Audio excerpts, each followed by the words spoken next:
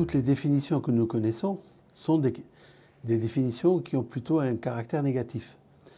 Il suffit par exemple de prendre la médecine. La médecine donne une définition. Alors au début c'était le croque-mort, puis petit à petit c'est l'arrêt des fonctions respiratoires, puis aujourd'hui c'est l'arrêt de la circulation, puis l'électroencéphalogramme plat, puis deux électroencéphalogrammes plats. Donc la définition médicale est une définition compliquée, un peu négative. La définition juridique, elle se rapporte à la définition médicale, puisqu'elle dit que est mort celui que la médecine a décidé qu'il était mort. Voilà. Alors, la philosophie y a quand même un peu répondu, hein, depuis Platon avec Phénon jusqu'à Jankélévitch. Néanmoins, la définition de la réponse philosophique, c'est la mort est rupture radicale, c'est-à-dire qu'il y a un passage dans un sens et qu'il n'y en a pas dans l'autre. Alors, sauf une personne, c'est-à-dire Jésus-Christ, mais en dehors de Jésus-Christ, personne n'est revenu du royaume des morts. Donc, il est difficile aujourd'hui de donner une définition très précise, si ce n'est la définition à caractère philosophique. Elle est devenue un tabou parce que nous avons oublié le sens même de la mort. Quand on demande à des Asiatiques quel est l'inverse du mot mort, ils répondent naissance. Nous avons tendance à répondre vie. Et donc c'est quelque chose à caractère plutôt négatif que nous projetons. Il y a une forme de dépédagogie de la mort, c'est-à-dire que nous n'enseignons plus les rites de la mort. Nous n'avons plus les rites de passage, de même que nous n'avons plus le rite du passage de l'adolescence à l'âge adulte, chez nous, dans nos sociétés en tout cas, nous n'avons plus l'enseignement. Et puis, il y a aussi une vision d'un jeunisme ambiant.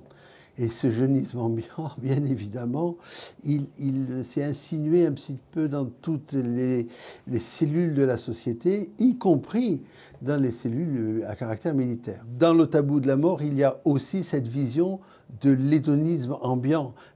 Il faut savoir jouir et jouir à tout prix.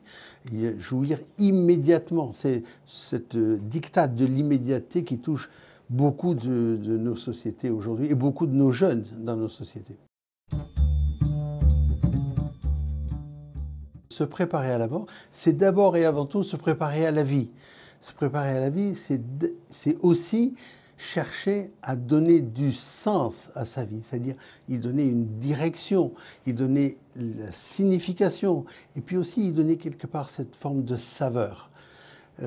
J'accompagne, vous voyez, des blessés de la nation, j'accompagne des blessés des attentats, notamment des attentats belges par exemple, et ces blessés-là ne vivent plus non plus cette capacité de vie et ils ont besoin qu'on leur remontre la lumière, qu'on leur remontre l'aurore, qu'on leur remontre ce soleil qui est en train d'émerger et qui va redonner vie. Ici, dans nos sociétés occidentales, nous avons un terme qui est le terme d'Occident, hein, c'est-à-dire à l'ouest, c'est-à-dire là où le soleil tombe. Et finalement, lorsque le soleil tombe, occidens, c'est oxydéré, tout ça c'est la même racine, finalement le sujet rentre dans la noirceur, et dans la noirceur la plus complète.